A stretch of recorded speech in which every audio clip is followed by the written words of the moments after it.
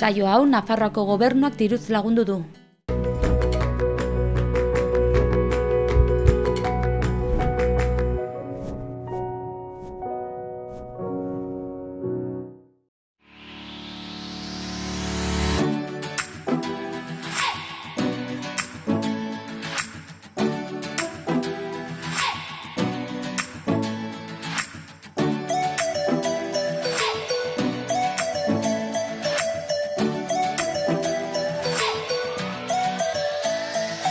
Arratsaldeon, ongi etorri, maiatzak 31 dugu gaurkoa eta maiatzarekin akitzeko gure gaurko saioa aukera paregabea.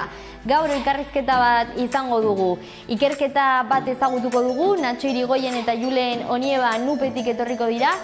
Gaurren elikadura Nafarroan aztertu edo ikertu egin dute eskola publikoetan, jantokietan, eta gero ikusiko dugu zer den aurkitu egin dutena, zenolako emaitzeak izan jaso dituzten lan hoietan. Julen Onieba ikaslea da, Natxo Irigoyen irakaslea eta kasu honetan Julen Oniebaren gradu amaierako lana izan zen, baina nahiko esanguratsua eta aipagarria izan da, esan bezala, gure errealitatea eta osasunarekin zuzeneko harremana duen azterketa bat delako, eta oso datu interesgarriak, oso ekarpen interesgarriak egiten dituelako lan honek. Hori elkarrizketan, orduan magazinaren bigarren zatian. Eta programarekin bukatzeko gaur kiriketan atala izango dugu. Andazelaiko langileria borrokan dabil, eta gero ezagutuko dugu ere, esan bezala saioaren bukaeran zergatik. Orain has gaitezen gaurko efemerideekin.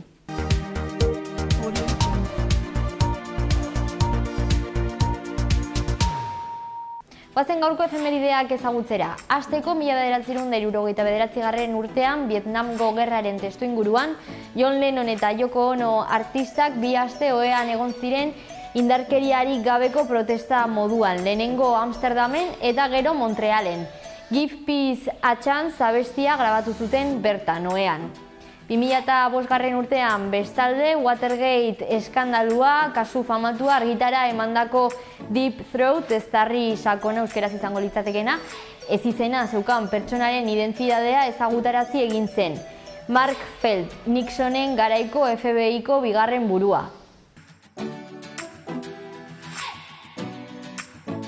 Goazen gaurko titularrak ezagutzera.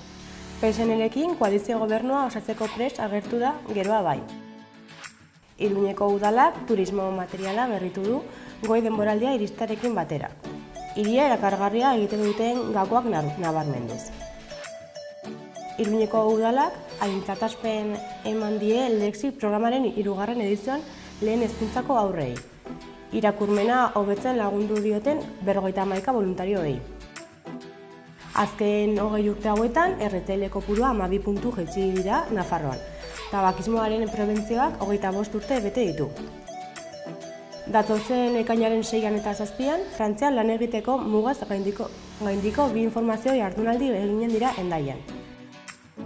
Txap aldizkari digitalak edizio berria estrenatu du Nafarroan, eta bukatzeko Baluarte Fundazioak eta Nafarroako Orkestra Sinfonikoak emakumeari protagonismo berezia emanen dion denboraldia aurkeztu dute.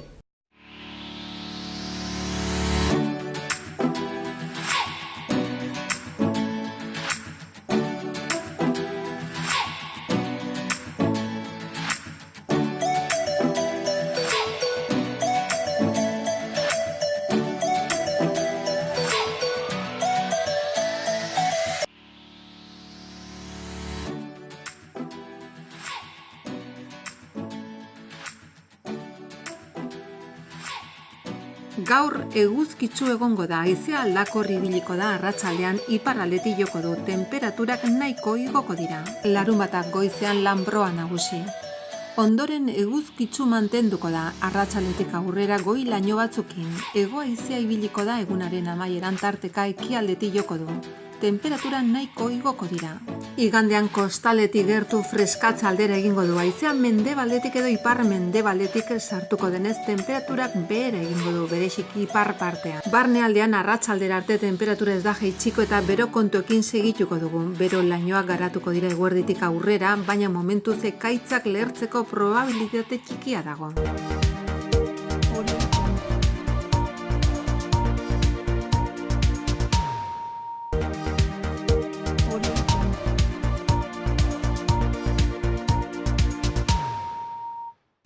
Aurrera egingo dugu, orain Iruñe herriko agenda ikusiz.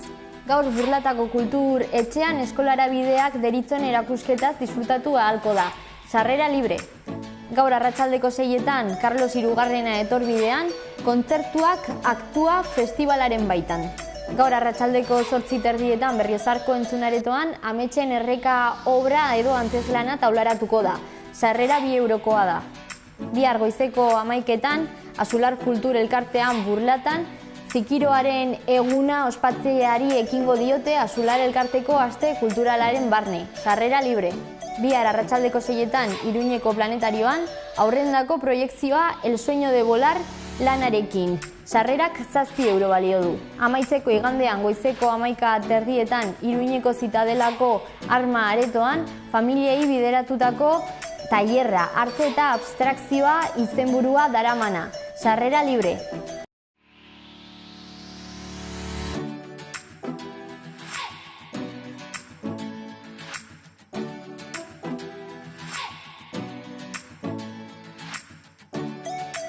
Egunkarietako azalen txanda, lehendabizi egunero egiten dugun moduan Diario de Navarra. Titular nagusiak audio, Txibitek geroa bai ahal dugu eta ezkerrarekin bilduren beharra duen gobernu bat negoziatuko du.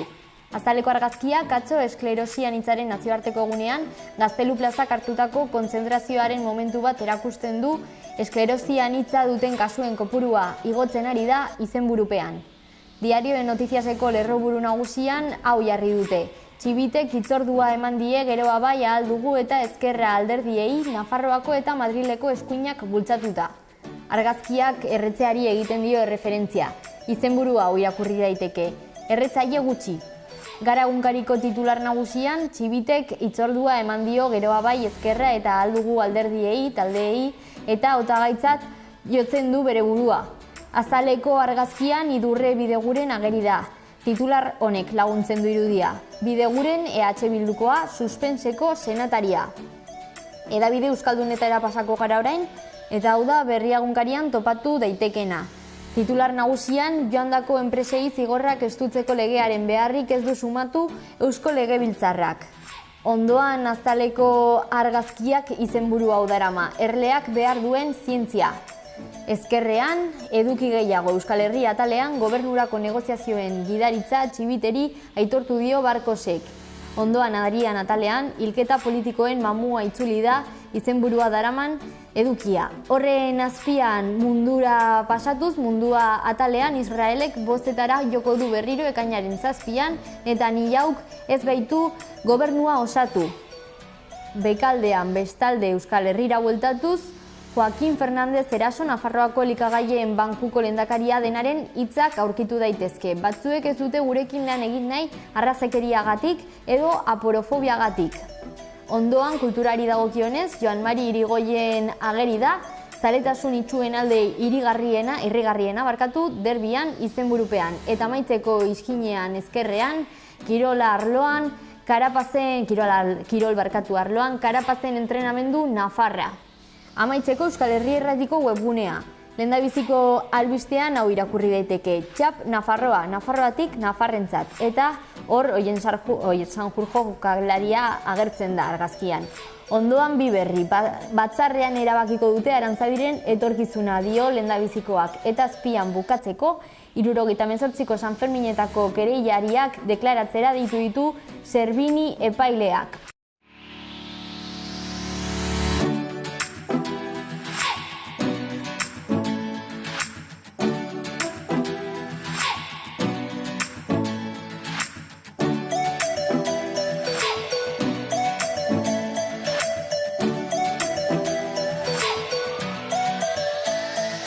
Iruñe herriko berriekin joango gara orain. Hasteko Zizur.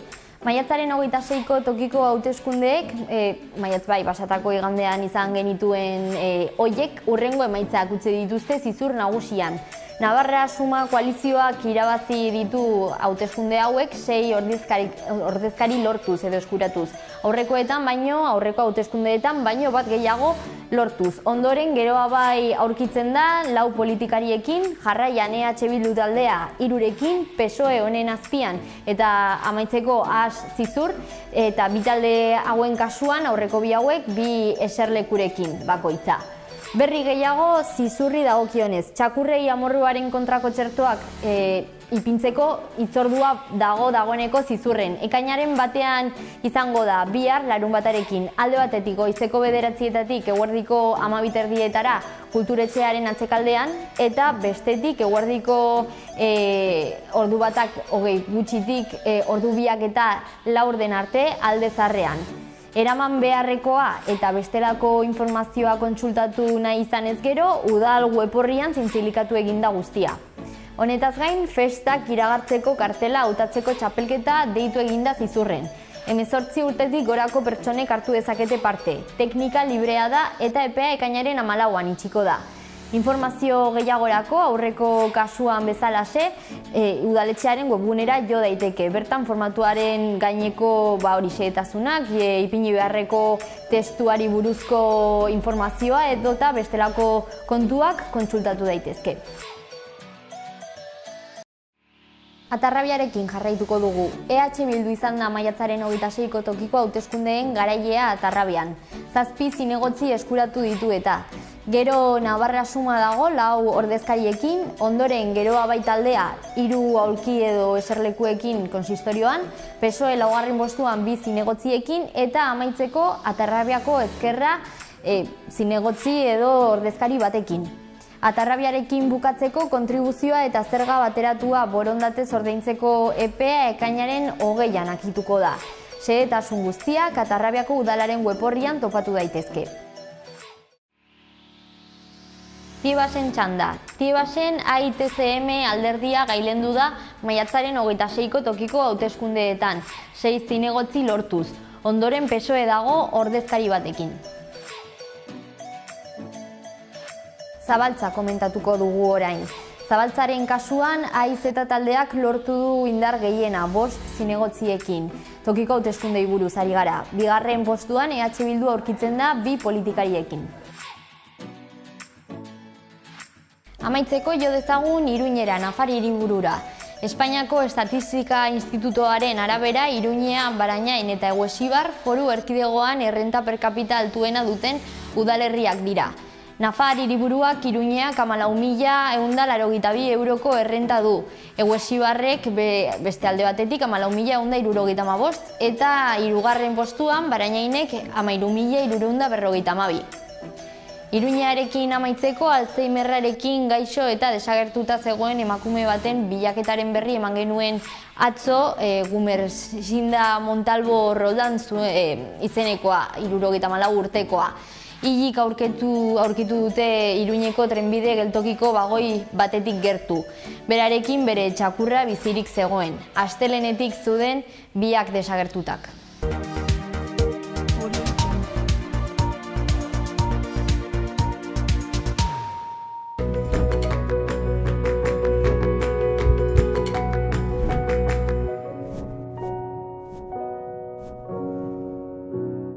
Guazen Natxo Irigoyen eta Julen Oniebari paso ematera. Sarreran aurreratu dugun moduan, ikerketa bat burutu dute. Nafarroako eskolen jantokien aurren elikadura ikertu egin dute eta orain emaitzak ezagutuko ditugu.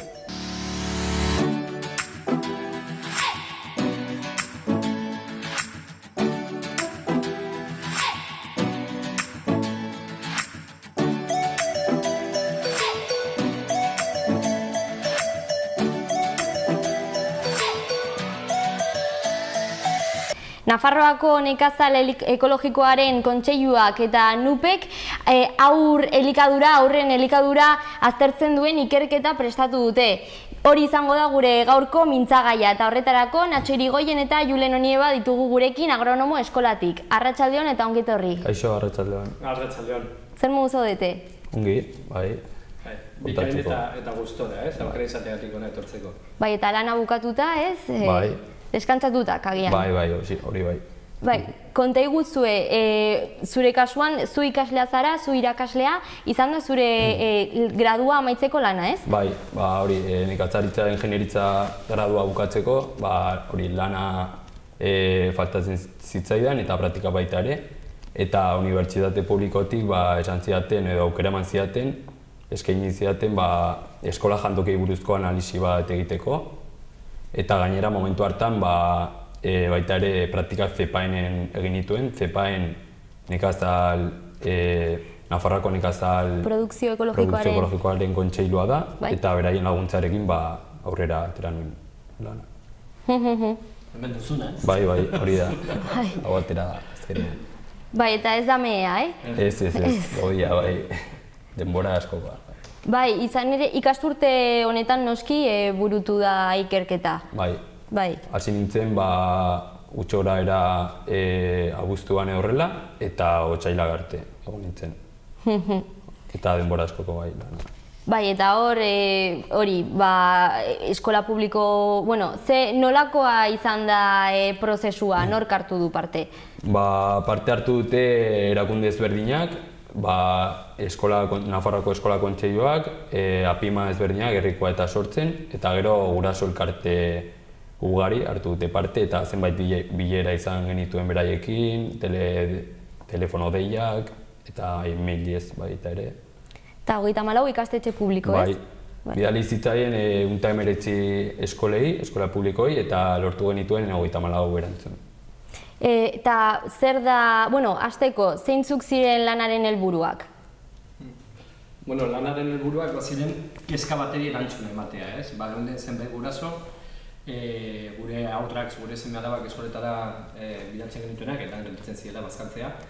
Eta arduratuta geunden, eta ikusten genuen hori, gaur egun gure seme-alabek ez dutela jaten, gure itatzik amatzik jaten zuten modura, zeharo aldatu eginda gure elikadura, eta gero beste aldetik ikusten dugu gure landa eremua gainbehera sakona izan duela, eta hori ez, mendetan zehar eta urtetan zehar gure platerrak bete izan duen ekoizpen sistema batek bera egiten ari zuelako, ez? Orduan hori, horren inguruan hausnarketa bat egin genuen, eta ikusten genuen baita ere, elikadurarekin loturiko zenbait gaixotasun gero eta ugariagoak dira, ez? Alergiak diela, diabetesa dela, obesitatea dela, orduan hori guztia batera hartuta ikusten genuen zeo zer egin beharra zegoela, ez? Horregatik jarri ginen harremanetan CEPAEN eta gure artean, unaren artean, eta ikusi genuen aztertu behar zela, nola oneri buelta eman modu batera edo bestera, ez? Bi behar horiek edo hiru behar horiek ikusita, ez? Orduan, ikusi genuen ere, gaur egun zoritzarrez gure seme-alabek, daukagun bizimoduaren ondorioz, gehienetan bazkaldu behar dute jatetxetan, jantokietan, eskola jantokietan. Orduan, pentsatzen genuen, ara joaten dira, ezitzera, ikastera gauzak, eta han daukagu erraminta potente bat, tresna oso indartsua, arazo oneri buelta emateko modu batera edo bestera, ez? Orduan, horregatik ikusi genuen fokusa edo zentratu behar ginela, hori aztertzean zer ari zen gertatzen jantoki horietan.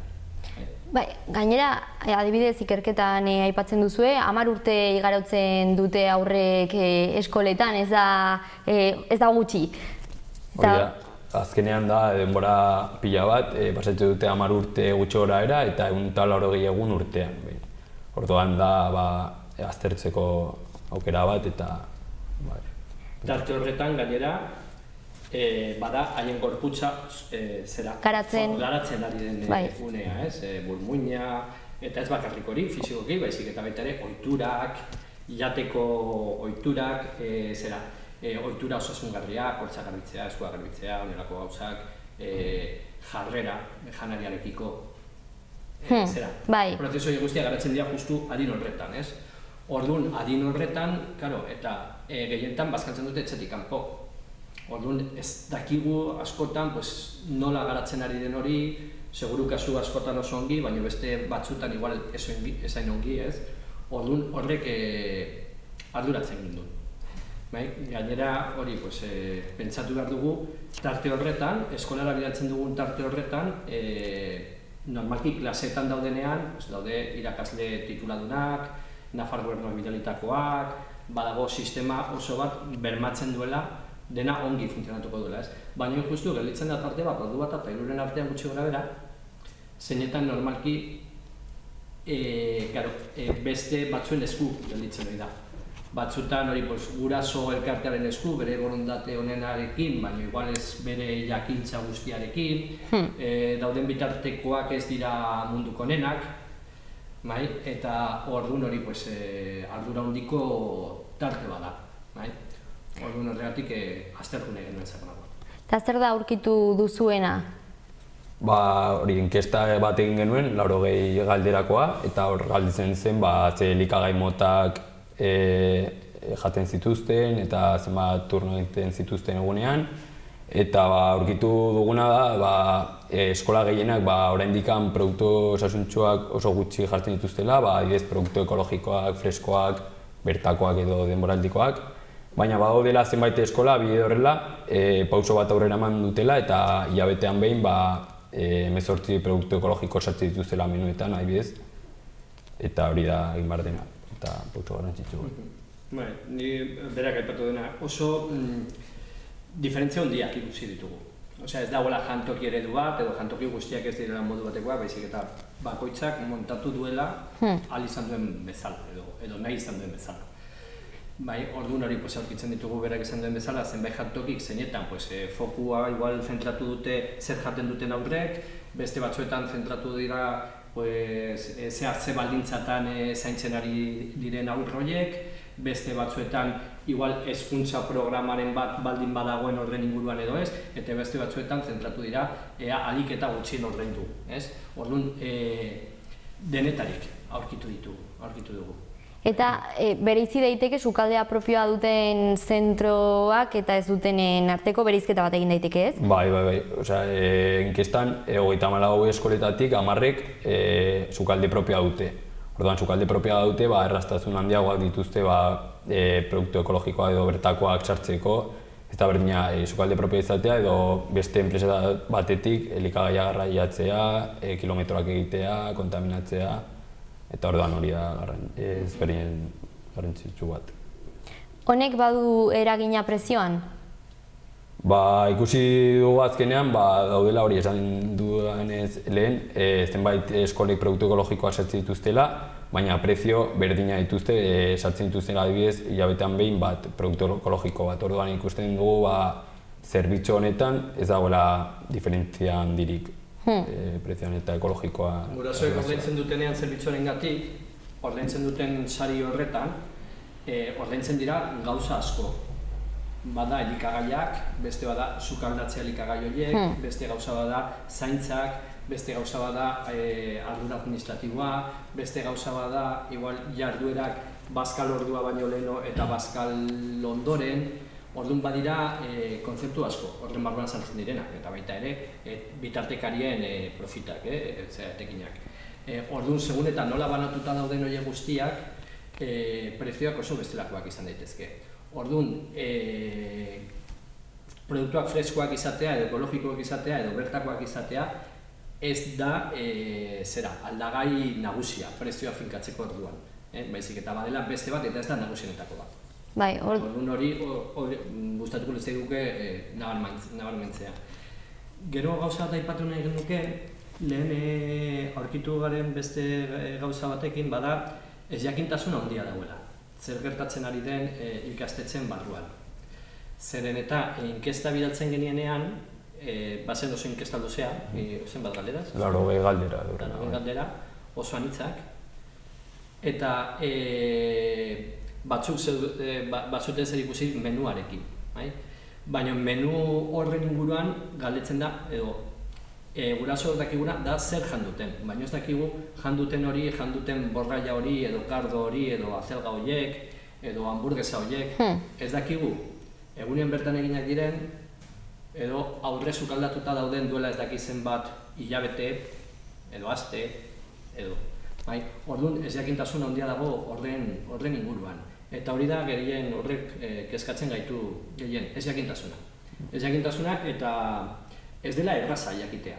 Eta jakiteko zehazki zer den jaten ari direna, honena da, zure izatea zu gobernantza horren gainean. Eta hortarako behar duzu, sukalda. Buru jabeta, buru jabetasuna. Eta erosten, badakizu zer erosi duzun, nori erosi duzun, zer erosi diozun. Baina beste bitartekari baten bidez egiten balin bada, ikusten duzuna da lapiko bat irekitzen dena eta ateratzen dira handik janari sukaldatuak, eta bai, igual, azelgak dira, baina azelga horiek edo lekak dira. Eta leka horiek zilean, barrukosekoak, pareko baratzetik ekarrita, ez dakit, pestizida ugari dazkate edo ekologikoan ekoiztuak izan dira, multinazional bateri dirua eman diote edo nire auzokideari dirua eman diote, hori ez dakigu. Bai, azkenean bertako tokiko sasoiko jaki freskoetan inbertitzeak suposatzen du hori ez, lehen esan duzu, kilometro zeroa eta orduan ingurumena zaintzea, baina ere gardentasuna bermatzen da ere, zer da jaten ari garenaz eta ekonomikoki noski hemengo ekonomia sustatzen da. Eta orduan ere ikusi duzuenarekin, eta esan duzu ere, azkenean diruaren kontua prezioak eragin gutxi du kalitatean. Bai. Gero beste gauza da, bertako izatearekin edo bertan sukalde izatearekin eta zuk burujabetasuna baldin badaukazu sartzen dituzu eta erortzen dituzu produktuengan, horrek ematen dizu aukera baita ere, edo erreztasunak txertatzeko hori guztia, elikadurak eta kurrikulunen barruan. Esan dut, beste irakasgaietan, klasen barruenean ematen diren irakasgaietan, errezagoa da hori guztia barneratzea sukalde barruan. Adibidez, oso aukera polita izango zen, ikasleek beraiek joatea ikastola pareko, ikastetzaren pareko denda batera, edo baratz batera, edo ekoizle batengan joan, erosian bertan esnea, jogurrak, haragia, porroak, eramatea sukaldera, sukaldatu beraiek, hitz egin ekoizlearekin, saltzailearekin, eta hori guztia gero jan. Orduan, hori egingo balute klase garaian, oso aukera ona izango zen lantzeko 1000 kontu. Ingurumena, gizartea, natura, elikadura... Bai, dena erlazionatuta dagoela. Esan duzu, garapena hor dago, aurrena ikasten ari dira, guztiz zuzeneko erlazioa dauka. Eta hor ere ikusi duzue, iruditu zait, langileria kopuruarekin ere arazoa egon daitekeela, ez? Edo sukaldeen neurriarekin. Bai, ere begiratu ditu, eskola bakoitzeko jantokian dagoen tamaina eta ikasle kopurua, eta ikusten da, adibidez, langile batek egin behar duela ardura 30 ikasle inguruan. Orduan, hor zailtasunak ditu ikasteko, ikasle bakoitzak zer egiten duen ikusteko eta bar, eta uste du ratio horiek txikitu behar direla, eta horrela hobeto egongo zela baita ere. Eta ere administrazioen esku hartu beharra aipatzen duzue? Bai, azkenan administrazioak paper garrantzitsuenetariko bat dauka, eta bada pliegoetan produktu ekologikoak, freskoak, bertakoak eta denboraldikoak bermatzeko eta hori positiboki puntuatzeko, adjudikatzeko momentuan. Inkluso kopuru kuota batzuk jartzea, ez lehitzen dituen lehiaketatan, jartzea, eguneko 20, eguneko 15, eguneko ez dakizen bat, gutxienez produktu freskoak, produktu ekologikoak, bertakoak. Kontutan hartu behar dugu, bada, eta hori gertatzen ari da Nafarroan gaur egun, badaude ikasle askok, bere ikastaldi guztian zehar, bere 10 urte horiek irauten dituztenak gure hezkuntza sistema barruan, igual ez dutela barazki freskori jaten 10 urte horietan. Eta barazki freskoak sartzeko oso garrantzitsua da bertan sukalde izatea. Eta bestela, jango dute azelga, borraia eta bar, igual izango da izoztuak, edo igual izango da konservazkoak. Eta sukalde zentralarekin lan egiten denean, zaila da produktu fresko horiek barruan sartzea. Orduan hortarako funtsezkoa, nahi balin badugu gure semeak, ez dakit, astean behin, barazki freskoa jatea, edo ziurtatzen duzu, ez lehitzen duzunean, egon behar dela, edo igual ez dira egongo. Eta susmoa dugu kasu askotan ez daudela. Horrelako kasuak Nafarroan daude, baina ere eredugarritzat hartu dituzuen adibideak ere badaude, ez? Bai, zenbait adibide jarri ditugu lanan, berako herrian guraso elkarteak, Zulufraia izena dutenak, beraiek kontratu dute zerbitzuak eta beraiek egiten duten guztiak bertako produktuak eskolara eraman, produktu ekologikoak sartzea, eta orduan hori esan duenez Natxo lehen, ekonomia garatu egiten du herriko ekonomia eta bertako ekonomia. Adibidez, berak hango arduradunak esaten zuen bezala, gure seme-alabak patioan dauden bitartean ikusten dituzte behiak, haien esnekiak, gero jango dituzte guerdian, ez? Eta oso haur gutxik ezan aldute, ez? Lehen aipatzen zenula gobernuaren paperak, kopurua jartzez aparte egin alditu beste gauza asko. Eta horietako bat adibidez da azpiegiturak ziurtatzea. Dagoen arazoa da... Bai, neurria adibidez esan dugula. Bai, ikastetxe askotan ez dago sukalderik, ez dago ez da jangelarik. Dauden jateko aretoak, ez ziren jateko aretoak. Gertatzen dena hori duela gutxi arte oso jende gutxi gelditzen zen bazkaltzeko jantokitan, eta ikastetxe gehienetan ez ziren eraikitzen ez sukalderik eta ez da ere jantokirik. Gero, azken urte hauetan, gero eta aur gehiago gelditzen dira bazkaltzera, eta orduan, zer gertatzen da, habilitatu behar izan dira zenbait areto jantokirako pentsatuta ez zeudenak, habilitatu behar dira jantoki bezala. Orduan zer gertatzen da, txikiak dira, ez dute igual argi naturalik, ez daude behar bezala tonduta, ez daukate komunik, ez daukate arazo asko dauzkate. Igual baziren garai batean irakasle gela, edo ikasketa gela, edo beste funtzio batzuk betetzen zituen, ez? Eta gero beste aldetik, beste gauza bat egin alduen Nafar gobernuak, edo gure agintariak egin alduten beste gauza bat da, ziurtatu edo erraztu, apoio eman irakaslei zertatu alizateko elikaduraren kontu hau guztia kurrikulunen barruan. Eskolai programaren antzeko zerbait, baina egin ziteken zerbait antzeko elikadurarekin. Ikusita, arazo dauzkagun, osasunarekin, landa eremuaren garapenarekin. Orduan hori, uste dugu badela zerbait oso garrantzitsua dela, eta askotan hori, ordaintzen ari gara ahalik eta gutxien eta hazten ari gara arazoaz.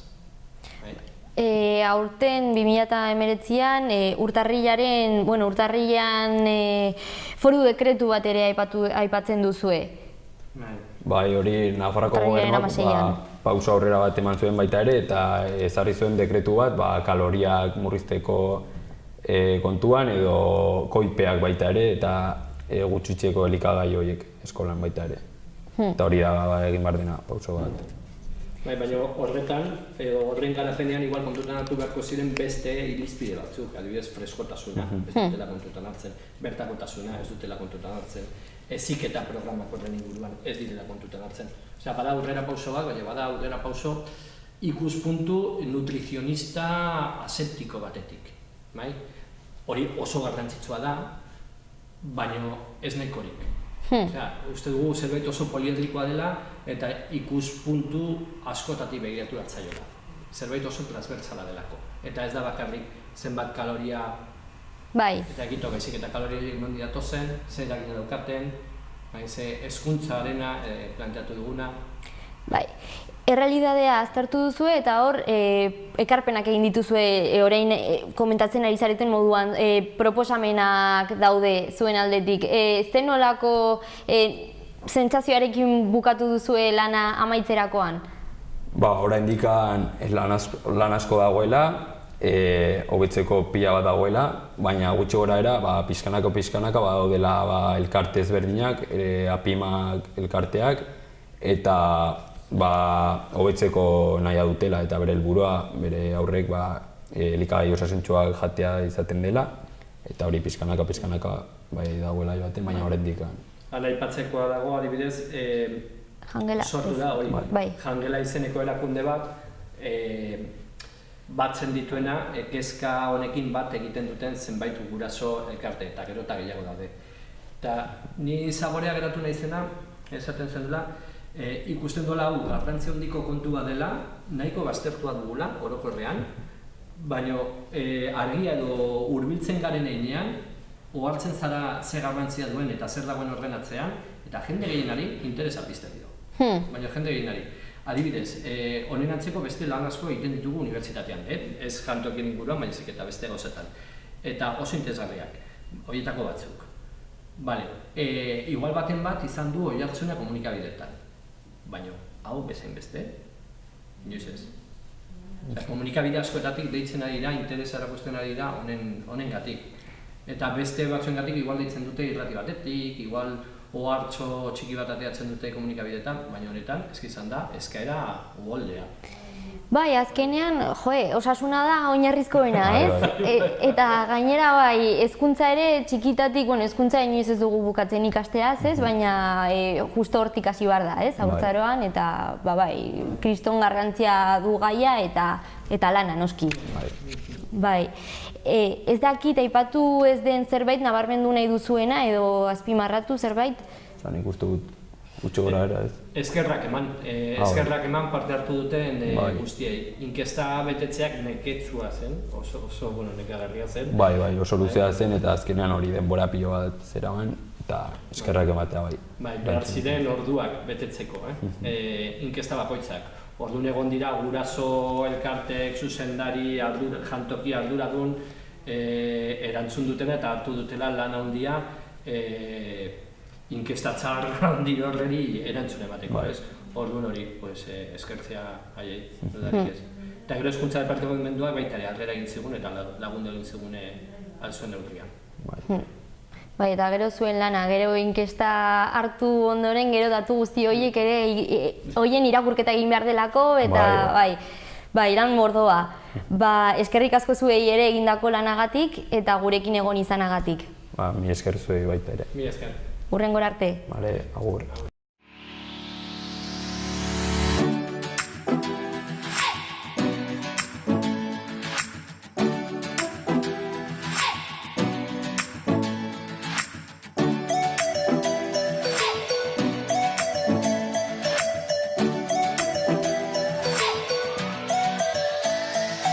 Programarekin bukatzeko, sarreran aurreratu egin dugun edo aipatu egin dugun moduan, kiriketan azala izango dugu, atala barkatu ez azala. Eta honen baitan,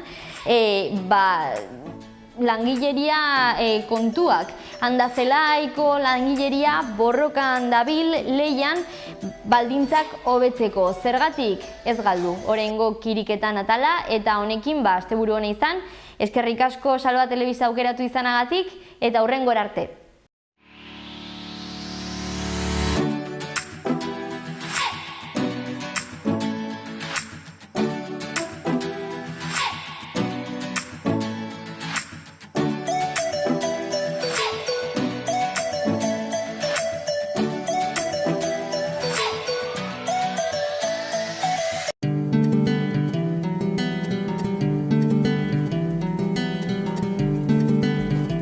Saio hau Nafarroako Gobernuak diruz lagundu du.